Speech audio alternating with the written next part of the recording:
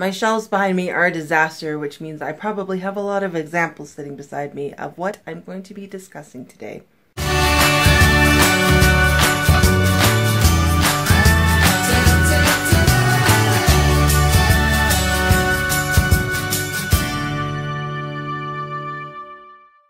Hey everybody, welcome back to another video. As the title may suggest, this is going to be a pet peeves video.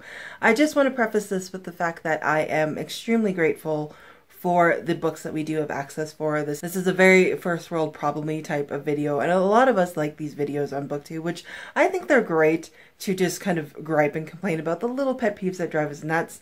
But I just want you guys to understand that I am extremely grateful for the access that we have to the books that we have, to the types of books that we have, and just very grateful that we do have that in North America where we live, because I know a lot of people don't have access to the amount of books that we do. So I just want to preface this with how grateful I am for the books that I do have. But I am going to talk today about some of the physical aspects of books that drive me nuts, for some of my physical bookish pet peeves. So without further ado, let's get into it. Now, what actually inspired this video is a picture I put on Instagram of these spines of the Uncertain Choice trilogy by Jody Hedlund.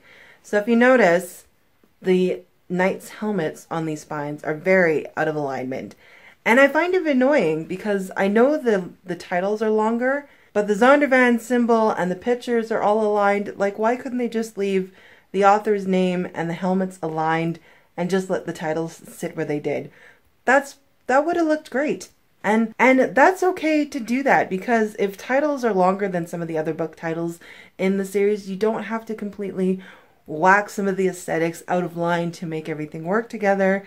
And I find it very annoying when this happens. One of my biggest joys is when I complete a series like this. I love putting them on my shelf together to see what they look like together before I even read the next book. And I did that, and this totally ruined the fun for me.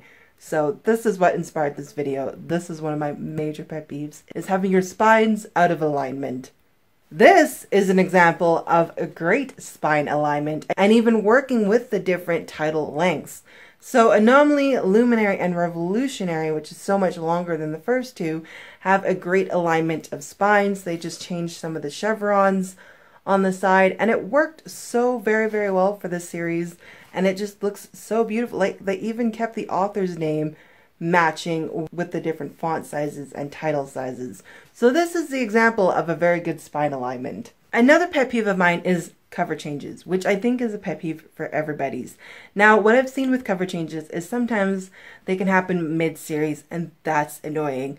Sometimes they'll release a cover for the hardback of the first book is different than the next hardbacks in the series, but they'll release the first book in that series in a paperback cover that will match the next books in series.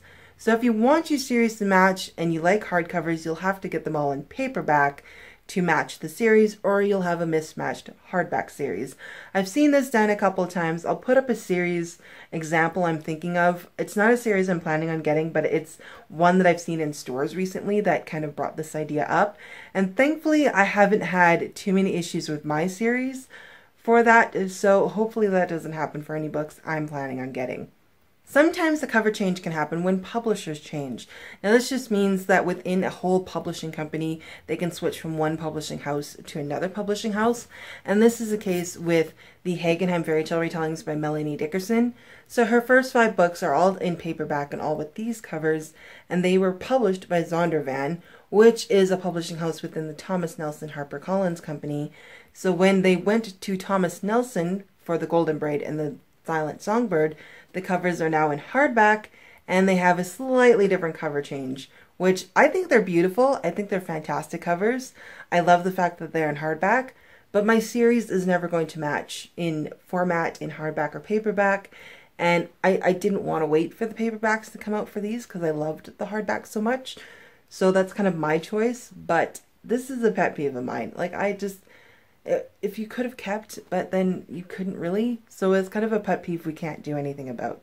Now, this pet peeve of mine is a real pet peeve, and that is an unnecessary cover change. So another one of Melanie Dickerson's series is the Thornback Fairy Tale Retelling series, or the Medieval Fairy Tale Retelling series. This is her series with a mashup of 2 fairy tale retellings. It is a different series, a completely different series Then the Hagenheim fairy tale retellings, The Silent Songbird and The Golden Braid being the last two books. So it's a completely different series. And they have beautiful covers. The Beautiful Pretender and The Hunters of Thornbeck Forest have absolutely beautiful covers. But the third book in the series is coming out in May, and it is not going to match this at all, because Thomas Nelson decided that instead of matching these two books, they are going to have them match these two books. So I'll put a picture up here of The Noble Servant by Melanie Dickerson, which is the third book in this series, but is going to be matching this series, which is very, very annoying. And it's unnecessary. I don't know why you needed to change it. It had a gorgeous series. I think this was kind of marketed more as Christian adult fiction, but it is very YA. It's very, very suitable for YA, but it was marketed as just Christian fiction. But then The Noble Servant is being marketed as young adult fiction, so they wanted to match her young adult books. I don't know. That's kind of what I understood from what Melanie told me. So it's frustrating. It's annoying, but I'll live with it because I love these books. So another pet peeve of mine, it's kind of silly, but really tall hardbacks. I don't like them, even though I do own a couple of them, especially my Lord of the Rings series. So I do own some tall hardback books, but they're hard to fit in shelving sometimes. They don't match the rest of the author's books height-wise. And for an example, I have Heartless by Marissa Meyer. I think this is one of the few, aside from my Lord of the Rings books, that I have in a tall hardback. Now, aesthetically, it's gorgeous. I love this cover. I love the naked dust jacket for this. I think it's just a gorgeous book overall. I just don't like the size of it. It doesn't fit comfortably in your hands. It's huge, and when I have all of Marissa Meyer's books aligned together, I have to just, like, it doesn't look good. I don't like tall hardbacks. They're awkward, they're hard to fit, and they're just annoying when you're wanting to keep all of her books together, and they don't match height-wise. So those are some of my physical pet peeves when it comes to books. And it just comes to be a little particular on how my shelves look and how my shelves are organized. Now, this is not to say that any of these things are wrong. These are just things that drive me a little crazy when it comes to setting up my shelves and my books on my shelves. So what are some of your bookish pet peeves? Because I know some of us have different, and I know all of us have at least a couple of bookish pet peeves when it comes to our love of books and displaying books. So let me know in the comments below. Love to chat with you guys. As always, thank you so much for watching. I'll see you next time. Bye.